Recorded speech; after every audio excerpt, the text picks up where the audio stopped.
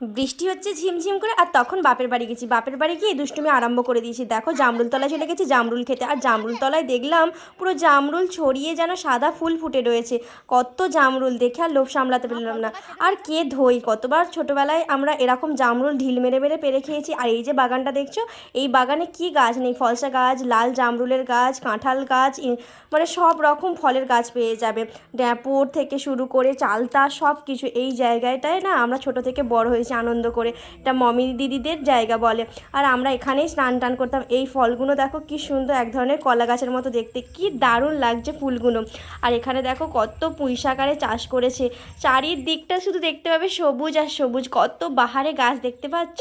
আমাদের বাপের বাড়ির এইসব জায়গা দেখলে না মন ভরে যায়, আর ছোটোবেলার কথা মনে পড়ে যায়। ছোটোবেলায় এই সব জায়গায় না দৌড়ত্তি করে বেড়াতাম, সেই আনন্দগুলো আর ফিরে পাওয়ার নয়।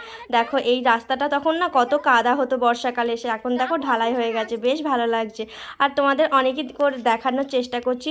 এই দিকে আম গাছ আছে, দেখো আমগুলো কতটা কাঁচা কাঁচা আম, আর ওপরের মাথার ওপরে কি সুন্দর আকাশ ছেয়ে যেন নারকেল গাছ উঠেছে। আর ডান দিকে পুকুর পাড়, আমাদের পুকুরের জলে টুবুটুবু হয়ে রয়েছে। মানে বর্ষাকাল পড়েছে কি না, বর্ষাকালে পুকুরের জল তো টুবুটুবু হয়েই থাকবে। চলো তোমাদের সবটা ঘুরে দেখায়, আমাদের ওখানে মানে জলা টলা সব কিছু।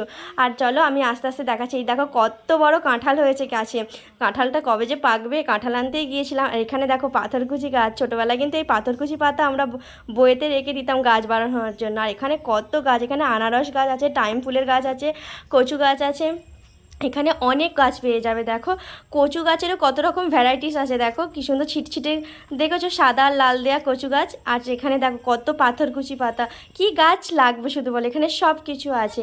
এমনকি এখানে এলাচ গাছ পর্যন্তও রয়েছে, তাই না। আর দেখো এই হলো সেই জলার ধারে এরকম বাতাবি লেবু হয়ে আছে। আমার বাবু তো দেখে লোভ সামলাতে পারলো না, একটা ছোট্ট লেবু পেড়ে নিয়েছে, আর বাতাবি লেবুগুলো বাবুর হাতে চলে আসছে। বুঝতে পারছো কত নিচুতে হয়ে আসছে, কেউ কিন্তু পারেনি। আর এই জায়গাটায় এত ভালো লাগে, আর ওই রকম হাওয়া চলছিল, ঝিমঝিম করে বৃষ্টিও পড়ছিল। তোমাদের কেমন লাগছে আমার গ্রামের প্রাকৃতিক দৃশ্য? ভালো লাগলে অবশ্যই একটা লাইক করো, আর কমেন্ট করে বলো আমাদের জায়গাটা কীরকম দেখতে লাগছে।